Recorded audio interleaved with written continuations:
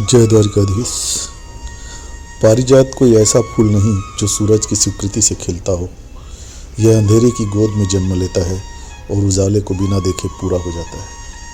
इसीलिए शायद यह मुझे तुम्हारी याद दिलाता है। तुम भी तो शोर में नहीं खुलती।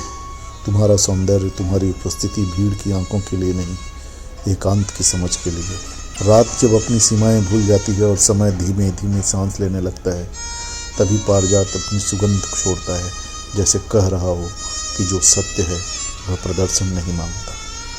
तुम्हारा प्रेम भी ठीक उसी घड़ी में मेरे भीतर उतरता है, जब मैं थक कर सारी दुनियावी भूमिकाएं उतार चुका होता हूँ। पारिजात पेड़ से जुड़ा रहता है, पर उस पर अहंकार नहीं करता। वह जानता है कि गिरना भी एक पूर्णता है, एक शाश्वत सत्य है। तुमने भी मुझे यही सिखाया है कि प्रेम झुकना नहीं, विस्तार है। सुबह लोग फूलों को तोड़ते हैं, पारिजात खुद ही धरती को सौंप देता है अपनी सुगंध, अपना अस्तित्व, बिना शिकायत, बिना उपेक्षा।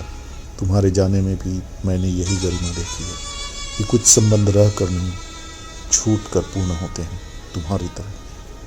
शास्त्र कहते हैं पारिजात स्वर्ग से आया था, पर मुझे लगता है स्वर्ग जैसा कोई स्थान है ही नहीं। यह एक अवस्था है जो तब आती है जब अधिकार नहीं, स्वीकार बनता है।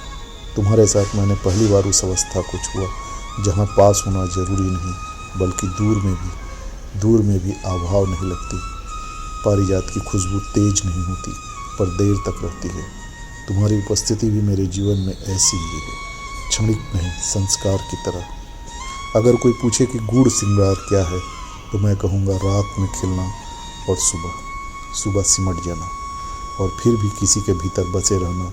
और जब तक पारिजात अपने आप को समर्पित न कर दे, मैं पारिजात नहीं, पर तुम्हें याद करूँगा पारिजात की तरह। जय द्वारिकाधीश।